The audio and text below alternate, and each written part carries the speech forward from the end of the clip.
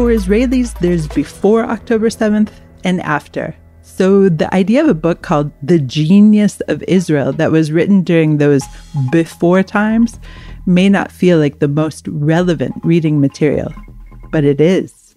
Startup Nation authors Saul Singer and Senor have again joined forces to dissect what makes Israelis tick and keep on ticking. One conclusion: it's all about the unity of purpose. And if that unity was once what made us strong, well, today... Now it's become existential. If we don't stay unified, we're just going to go into a downward spiral. That was Saul Singer. And this week, I, Amanda Borchel-Dan, spoke with Singer and found out what matters now.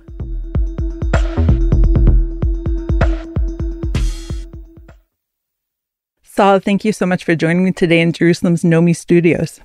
Great to be here, Amanda. You know, I really enjoy historical fiction. And since Israel is right now in the middle of a war, at times when I was reading your new book, The Genius of Israel, I felt like this was historical fiction. I felt like, wow, I wish I were living in that Israel, the pre-war Israel, this Israel of the genius of Israel, the Israel that put Bereshit almost on the moon, the Israel that talks about how happy we are, the Israel that talks about how every week we have a Thanksgiving dinner. But then I realized that there are two words that you define in the book that is still the Israel that we're living in today. And those two words are chevre and gibush. Okay, so let's begin by defining the word chevre. So both the words are related because they're both about the sense of group that we have in Israel, the sense of solidarity, believe it or not. I mean, ancient history, a few weeks ago, we were in the massive protests. And it seems we were so divided. And that's exactly the story here is we went sort of from the depths of division to the heights of unity. But yeah, this book is really about that kind of sense that we're not just individuals here. We are part of a group, and this is what society is telling you all the time from a very young age. So chevre is your friends, is any sort of group. It could be the company you're in. It could be the people you're going on a hike with. It's you know, a kind of sense that we're part of something together. And gibush is kind of the process of bringing people together, which is, you know, it's such a large, such an important value here. So that's why you don't really have a word for it in English, because we work at it. And we're constantly trying to form tighter groups, whether it's in youth movements or in the army or in companies or in everywhere. It's so true. And I think the most accurate translation would be, in American terms at least, is team building. So gibush, they have in workplaces, of course, team building exercises. But as you just mentioned, this gibush idea is from preschool. It's not even, you know, in primary school, it's from preschool. This idea of everyone is responsible for everyone else. Everyone is together. And yes, the people who you most associate with are your chevre, are the people that you are linked to emotionally, physically, and responsibility-wise. And I'm seeing that right now. I mentioned to you before we started recording that my oldest son is joining the army tomorrow. And he is joining what is called Garin Nachal. And he did a year of service before joining the army with the same people he's going to serve in the army with. And they'll be together in the army and they'll be together serving in communities as well. And he said to me, you know, Ima, mother, I'm going in and I feel already that I'm responsible for other people. And it really gives me a sense of purpose. And the sense of purpose is the other theme that I want to talk to you about that comes through your book. How important is that here in Israel? It's critical in terms of our well-being. You know, humans aren't meant to be alone. And you look at every study about happiness, and you ask, you know, so what is the key to happiness? That's what people want. And it's relationships, it's friends, it's family, it's chevre. And, you know, that's what explains the crazy thing, which is, you know, we talk about Israel being the fourth in the world in happiness, according to this UN report. And yeah, people think, well, we're not a very happy country right now. And, but I think because it's about human connection and it's about purpose. And when they say happiness, it's not really happiness, it's life satisfaction. That it's still going to be high. And in fact, it can't really get much higher than fourth, but it could be higher in a way because I hope that we're going to be more bonded after this. We could be less, and that would be more than tragic. It would be an existential problem. But in some ways, we may be more together than we were before, certainly than during the protests. So let's put all of these things together, the gibush, the chevre, the purpose, and talk about what's happening here in Israel now since October 7th. So we are now seeing crazy amounts of solidarity. I have to introduce another Hebrew concept here with the Tzav Shmoneh. Tzav Shmoneh literally means order number 8. It's what you're called up. You get this kind of recording on your phone. Please come in to your unit. And everybody was receiving this. We have 360,000 or so people in Miluim and reserve duty, which is more the armies of France and Germany, or almost combined. It's a crazy number.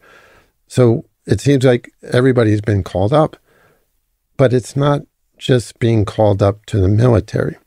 You're being called up no matter who you are. You're called up to volunteer, to cover for all the people. Everybody's covering for someone.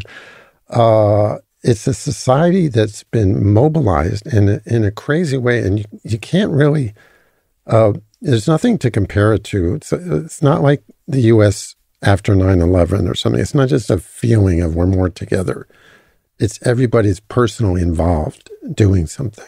This ties into your previous book, Startup Nation, because a lot of the people who are driving the networks of volunteer army that we have going on right now are from this high-tech sphere. Talk about that a little bit. So this was a crazy surprise during the protests because the high-tech sector was the most apolitical you could imagine. They almost were acting as if they weren't in Israel because their startups have global markets and they're busy, in the world, citizens of the world, sort of. And suddenly, when they felt that democracy that they took for granted was threatened, they just organized like crazy and became among the leaders of the protests. And they pulled out the kind of social nuclear weapon, which is refusing to serve in the military. But of course, when we were attacked, automatically everyone ran to their units right away. And of course, you had people from all over the world coming back to Israel, filling the airplanes, desperate to get back to go to the front to fulfill their Tzav Shmoneh.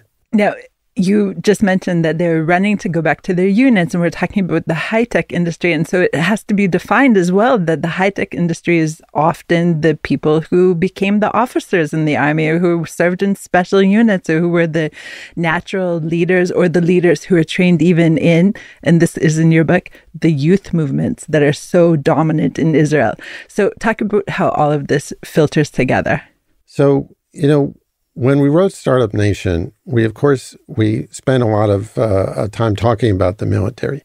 But even I don't think, fully appreciated how the society is training you to be part of something larger than yourself. And you see this in the youth movements, this aspect of gibush.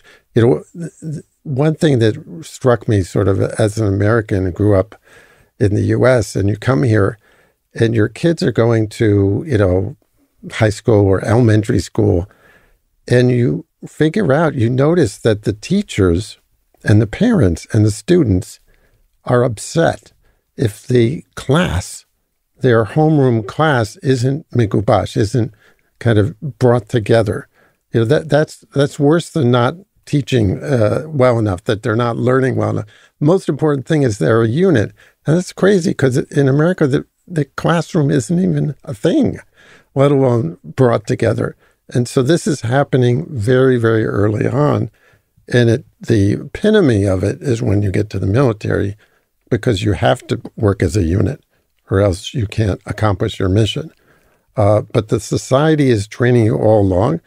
And of course, after the army, that's how you live. Those are your values. Your values are much less individualistic than in most modern wealthy democracies.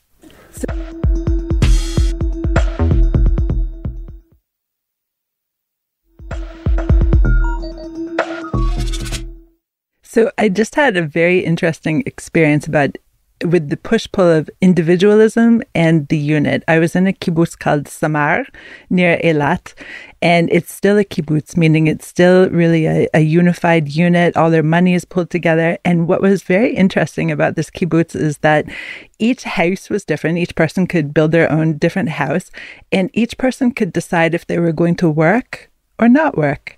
And somehow the kibbutz absorbed all of this because of this yin-yang kind of situation in which some people decided to work a lot, some people decided to work less, and then some people decided that in a month or so, I'm going to work a lot. Really interesting. And how do you see the kibbutz movement and things of this nature feeding into what we're talking about here as well? So the kibbutz movement, of course, is the extreme example of this kind of unity and bonding. But even though it's a small number of people, it was tremendously influential in the founding of the state. And, at that time, all the officers, it seems, all the pilots and everything came from the kibbutz movement. Tremendous cultural influence. And it also kind of represented the socialist ethos of the founders. They were all socialists, basically. So we had, some Israelis say, well, our solidarity is waning. They complain, kind of nostalgia for the solidarity of the founding generation. But to me, it shows that it's such a huge value in Israel, that is the ideal that we hold ourselves to. It may be less than the founders, but in a way, I actually think what this has done to us is we have to refound the country. In a way, we have become the founding generation after 4 generations, which is a crazy thing. But that connects with what I was saying before, is that maybe we'll actually have more solidarity than we had before. Most of the hostages, of course, came from these kibbutzim along the border with Gaza. And one can't help but look at how much their communities are pulling together, how they've moved as communities to different locations throughout the country. I believe there are 200,000 internally displaced people right now in Israel. And do you think that in this new refounding of the nation, having seen how cohesive these communities are, do you think that this will influence Israeli society in the future as well? Well, what's interesting is that some of the people from these kibbutzim are saying that when we rebuild, we're going to double in size. And that goes back to what you were saying about purpose. I think that people who go live in a kibbutz in an area that's challenged, let's say, that there's a sense of purpose in that. There's a sense of pioneering, old-fashioned pioneering in that. And in fact, the kibbutzim were created in places that were on purpose, were kind of trying to settle areas that were less settled. And that was part of the pioneering. Of course, making the desert green, agriculture. You read Ben-Gurion's memoir, and it was all about tilling the land. That was, just physically, that's how you build the country. That's really fascinating. And of course, the kibbutzim that are being displaced aren't just along the Gaza border, but also along the border with Lebanon. And that plays into what you're saying about having settled in the more, quote unquote, dangerous areas to really spread out the Israeli settlement. And, obviously, as a mother of 7, I've always been very envious of the kibbutzim for the laundry system that they have there. But being a mother of 7, that's another theme that you bring forward in your book, and how fertility rates in Israel are, shall we say, a bit higher than in most of the Western world. So they're much higher. And this is actually a huge part that people don't think about in terms of the happiness and optimism an orientation of society, because every single rich country now in the world has dropped below replacement. The fertility rate, the replacement is 2.1. Below that, you are shrinking and aging, and above that, you're young and growing. And we're the only ones that are young and growing, and it's by an enormous margin. The OECD average is like 1.6, and we're about 3, so double.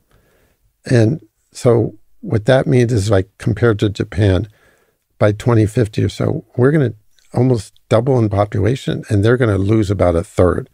Our average age here is about 30. By 2050, it's going to go up to maybe 33. In Europe, though, the average is like 47. So that's like 15 years older. So we are a young and growing country. And these other countries, they've got to feel like they're kind of winding down in a way. Well, we're just beginning. And this is a huge difference in terms of innovation, dynamism, the mood. We have a sense of future here. Even at these incredibly difficult times, I think we're not going to lose that. And again, maybe we're actually going to be even more determined to, rebuild. Now, in terms, again, about the fertility, most people outside Israel would say, yeah, that's obviously the ultra-Orthodox, the Haredim. I, of course, am living proof that it is not true. But there is no doubt that the ultra-Orthodox sector is growing at a more rapid rate than the secular Israel.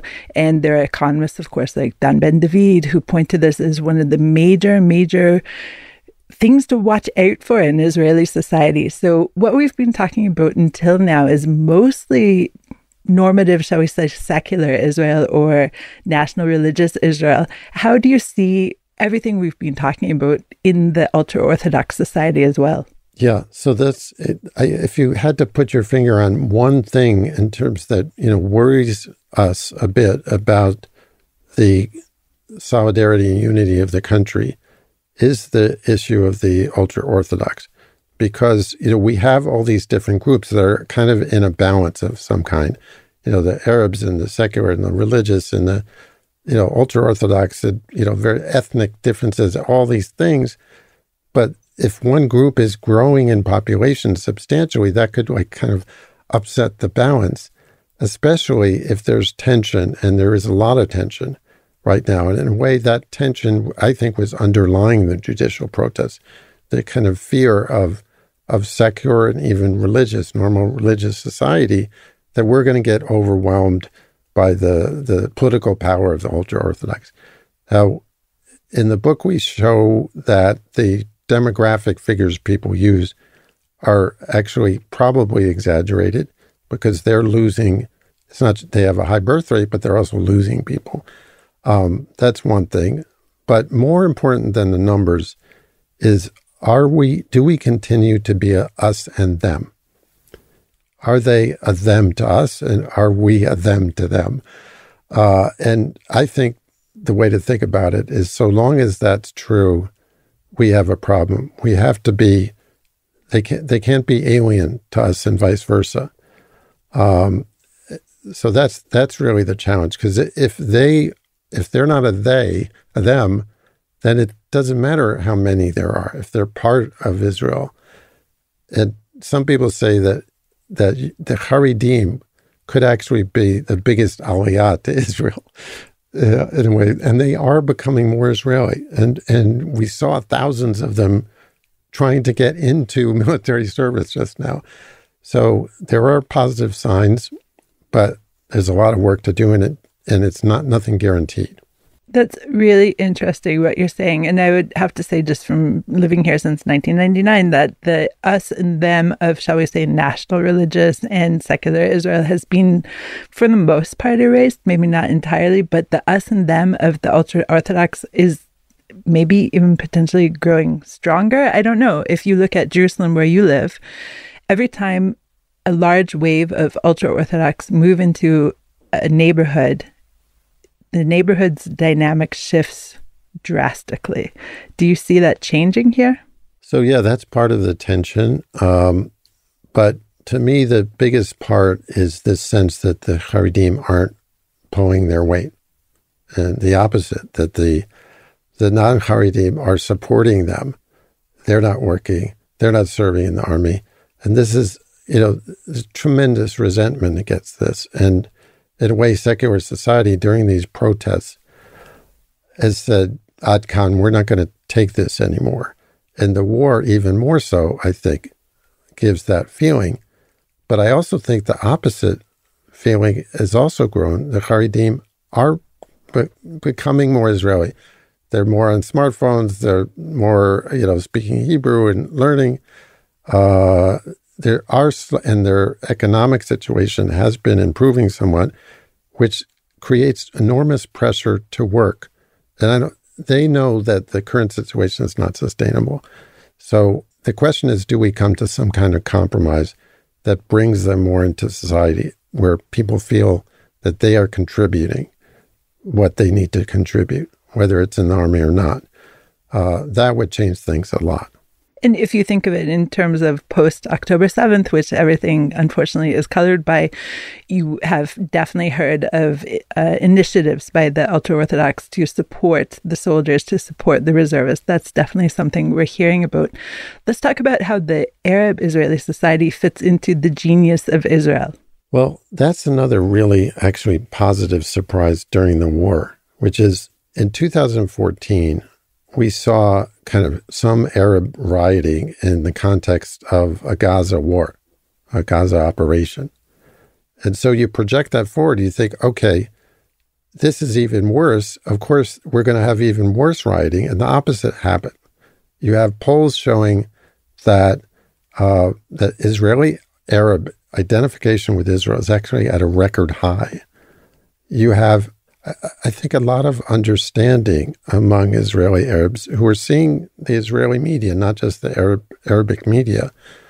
And they're seeing that, Arabs were killed by Hamas. Arabs are hostages. There was a Bedouin unit that made some viral video about, we're going to get you, Hamas. And so it's in a way, it's driven the Israeli Arabs to be more Israeli, which is so important. And we also have the phenomenon of Mansour Abbas, this new Arab party that's, instead of, fighting the Palestinian cause, very political and not trying to improve the role of their people, the condition, this party very much is. They accept Israel. They just want to have, more equality, better situation. And that's a very positive, important development. Now, if there's one sector of society that concerns me the most, it's the extremist settler sector. And they're outliers in any number of ways, but how would you fold them into your rubric of the genius of Israel?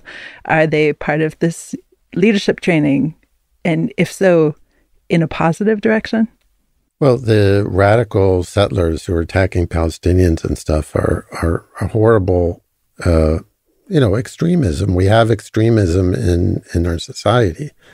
And I mean, part of the problem with this government is they actually kind of have representation in a way in the government. That will stop. This government will fall and they will be out, and that will help things right there. But yeah, it's a problem we sort of have to combat, that we have to deal with. Saul, obviously books take a long time, and you've been working on this book for years, I would imagine. And also books go to the publishing house way earlier and to the printer way before we actually see them on the shelves. This book is amazingly up to date, of course, because it includes the summer protests and things of that nature. But I'm sure everyone is asking you this, but were you to write this book right now, how would you be influenced by everything you've been seeing since October 7th? So, first of all, the book, what we describe is, in a way, compared to now, sort of nice to have. What we are talking about is that Israel is a much better situation as a society compared to other modern societies, because we have this more human group feeling that's making us more satisfied with our lives. So it was kind of making us happier and more connected and all these things, but now it's become existential. If we don't stay unified, we're just going to go into a downward spiral. And so our number one challenge is to double down on what makes us strong, what we're seeing right now during the war, not to lose it. That is our challenge going forward. And, we would write another chapter or so about that to show, to talk about what happened here during the war and also how is it going forward. So this is the key thing to watch and more than watch to work on. Saul Singer, thank you so much for joining me today. Thank you. Great to be here, Amanda. My 19-year-old son cut his fingernails at my sink last night. He cleaned most of it up, but this morning I found a sliver here and there on the counter. And in my pre-coffee morning haze, I thought to myself, wow, should I keep these pieces of his DNA just in case he's kidnapped? No, I reassured myself. He's joining the army today, and they take DNA samples there. He's set. Special thanks to Charlie Summers, who helps me with the What Matters Now transcripts. This episode was recorded at Nomi Studios in Jerusalem. What Matters Now is produced and edited by the Podwaves. Have a comment about this or other episodes of What Matters Now? Send us an email at podcast@timesofisrael.com. Until next week, shalom.